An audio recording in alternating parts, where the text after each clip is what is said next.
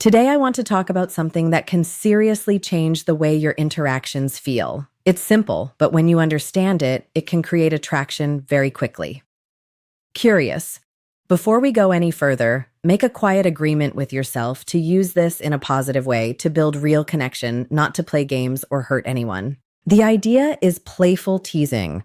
When it's done the right way, it becomes one of the most powerful forms of flirting. It doesn't matter if a woman is in her 20s or her 50s, the reaction is almost always the same.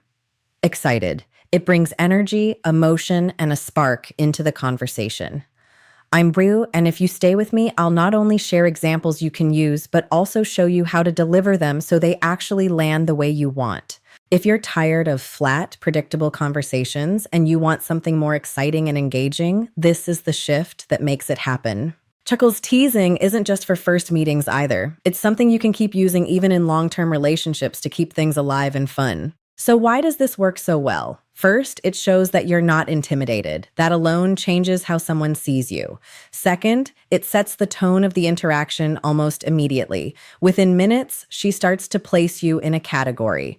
Either you're the safe, friendly guy, or you're someone a little more interesting, someone who brings a playful edge. If all you show is politeness and safe compliments, you'll likely be treated the same way in return. But when you introduce light teasing, you create a different kind of energy. You signal that you're confident, relaxed, and not trying to impress. That's what makes someone lean in rather than pull away. There's something important to understand here. People respond to the behavior you show them.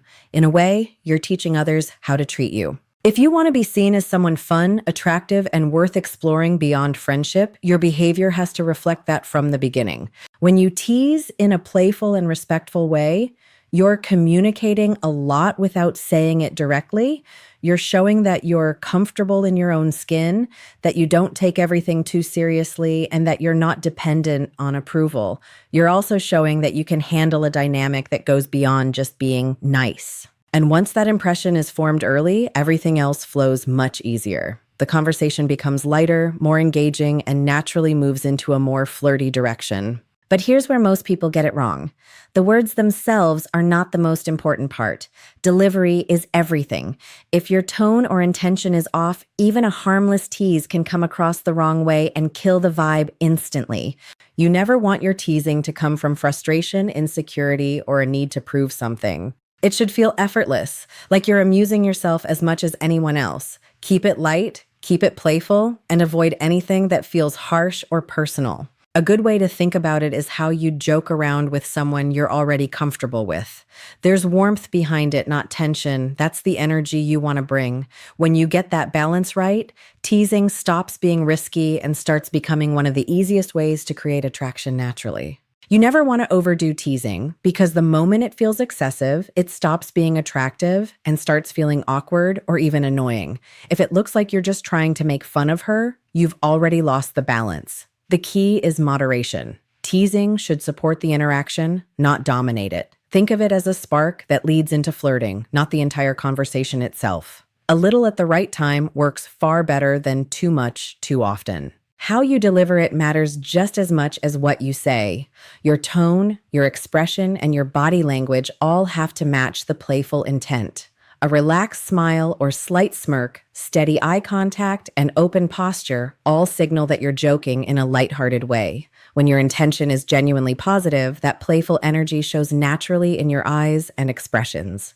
That's what makes teasing feel fun instead of uncomfortable. Now let's get into some examples you can actually use. I like to organize these based on situations, so you know when they fit best. At the very start of an interaction, teasing can set the tone quickly. Most people hesitate and wait too long, but adding a little playful energy early on can instantly change how the conversation feels. You don't need a lot, just one or two lines to establish that vibe before moving into a more normal flow. You might say something like, I can already tell we're probably going to clash, or, so you're that kind of person. You could even keep it light with, don't say anything yet, you seem like the type who might ruin the mystery, or relax, no need to be nervous, it's actually kind of adorable. The point isn't the exact words, it's the attitude behind them. You're setting a fun, confident tone, and you have to stand by it without second-guessing yourself if she doesn't react immediately. Another powerful style of teasing is when you playfully suggest that she's the one who's interested in you. This is especially useful once there's already a bit of chemistry. It flips the dynamic in a fun way and removes pressure from the moment. For example, you could say, "Wait, did you come over here just to flirt with me?" Or, "Go on, tell me what else you like about me." You might joke, "You're starting to like me a little too much already." Or, "All right, stop staring at me like that. You're making this awkward." These kinds of lines acknowledge attraction without making things too serious. They keep everything light while still moving things forward. But here's something important that often gets overlooked. Teasing can create attraction, but it's not enough on its own to build something meaningful. If you want a deeper connection, you have to understand what actually makes her feel comfortable, desired, and engaged. That comes from real communication. That's why I put together something called the Desire Playbook, inspired by Ponce. It includes 20 carefully designed questions that help open up genuine conversations about attraction, connection, and what truly excites her. These questions aren't about pressure, they're about understanding. They help you learn what makes her feel pursued in a good way rather than overwhelmed, and how to create a dynamic where teasing and flirting feel natural for both of you.